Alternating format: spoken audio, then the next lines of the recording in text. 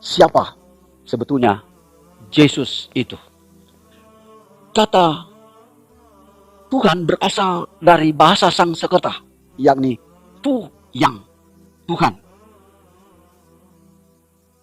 Kata atau ungkapan ini memiliki pengertian sesembahan, dipakai oleh sahabat kita, Hindu dan Buddha. Mereka mengakui bahwa kata Tuhan ini adalah sesembahan yang tinggal di surga. Mari kita melihat.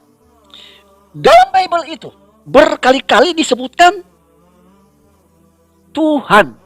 Nah, ini sebetulnya bahasa asli Ibrani Adon, Yunani Kurios, artinya Tuhan. Jadi Yesus bukan Tuhan, tetapi Tuhan. Kata Tuhan, oknum yang dihormati. Pemerintah memiliki otoritas, tetapi bukan sesembahan. Sekali lagi, kalau Yesus disebut Tuhan, ini tidak berdasarkan kehendak Allah. Ya, kenapa? Karena hanya satu Allah, sesembahan umat manusia. Justru saya lebih suka terjemahan Saksi Yehova. Kata Tuhan ditulis Tuhan, dan ada Alkitab dahulu kala bukan Tuhan tetapi Tuhan, hingga jadi Tuhan Yesus, bukan Tuhan Yesus. Benar, Yesus oknum yang diberkahi oleh Allah, yang diberikan oleh Allah firman-Nya, sehingga Yesus bernubuat. Yesus menyampaikan, karena Allah sebelum Abraham ada, aku telah ada, dan Dia ungkapkan aku yang awal dan yang akhir. Yang berbicara itu adalah Roh Allah, yang Allah taruh dalam Roh Yesus, sehingga Yesus memiliki nubuat, perkataan Allah yang ada dalam pikiran Yesus itu sendiri.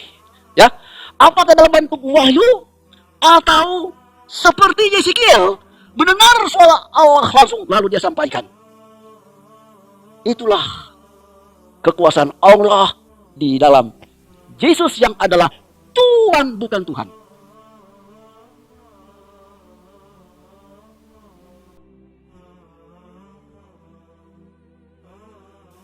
Yesus sendiri menjelaskan kepada umat manusia bahwa Dia adalah utusan.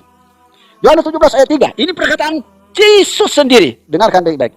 Inilah hidup yang kekal itu, yaitu bahwa mereka mengenal Engkau satu-satunya Allah yang benar, dan mengenal Yesus Kristus yang telah Engkau utus.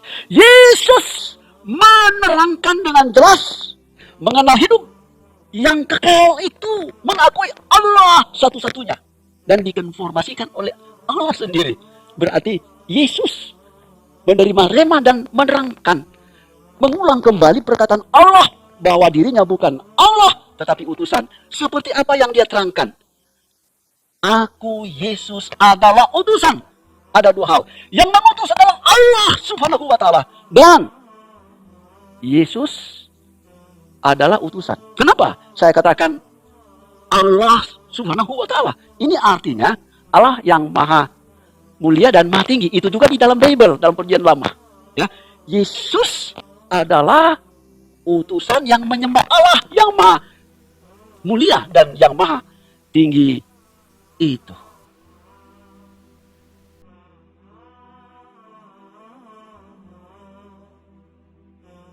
Ya, menjadikan Yesus Tuhan, menjadikan Yesus Allah, ini menentang Sang Pencipta.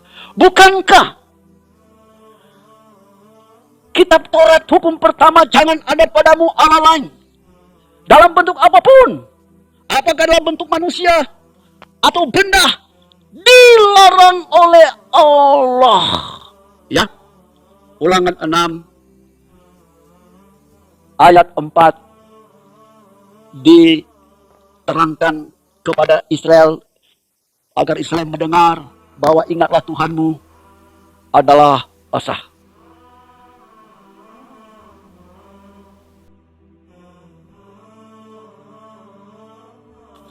Matius 16 ayat 16. Maka jawab Simon Petrus, engkau adalah Mesias, Anak Allah yang hidup. Saya baca ulang mulai nomor 15. Matius pasal 16 nomor 15 sampai 16. Lalu Yesus bertanya kepada mereka, tetapi apa katamu, siapakah aku ini? Saya baca kembali. Maka jawab Simon Petrus, engkau adalah Mesias. Ada penekanan.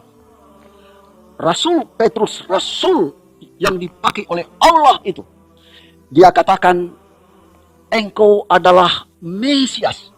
Mesias yang diurapi, yang dilantik untuk menyampaikan firman Allah. Lalu dalam bahasa Yunani, bahasa yang terkenal di zamannya Yesus Kristus, Kristos, yang diurapi, yang diarahkan, diatur, diberikan otoritas untuk menyampaikan sabda Allah. Memiliki pengertian dia adalah oknum yang dikuasai oleh Allah, sehingga dia diizinkan oleh Allah bernubuat. Ada beberapa nubuat yang artinya kalimat Allah, pikiran Allah ditaruh pada pikiran Yesus. Lalu Yesus sendiri menyampaikan sabda itu, apakah lewat pendengaran rohani yang disampaikan oleh Allah kepada Yesus, lalu disambung oleh Yesus, dia sampaikan kepada umatnya. Itulah pekerjaan Mesias.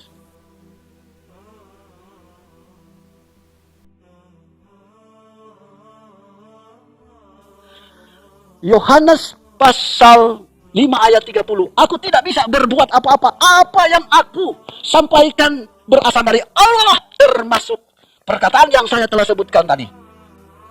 Dengar. Allah satu-satunya sang pencipta. Termasuk Yesus adalah ciptaan.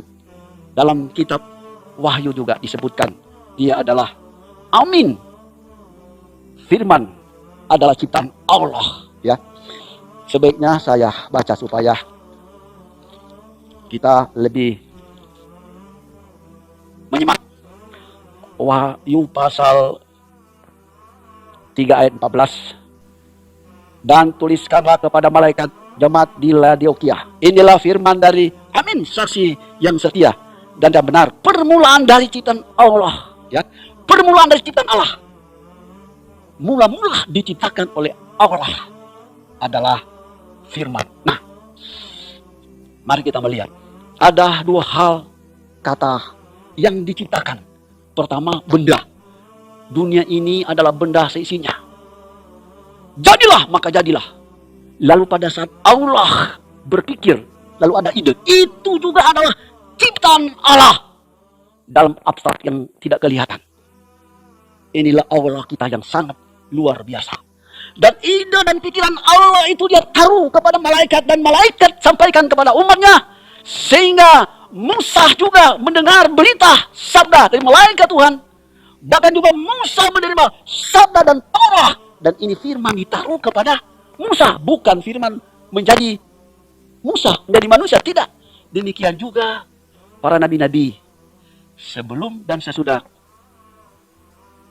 Musa, orang-orang penting menerima wahyu dari Allah.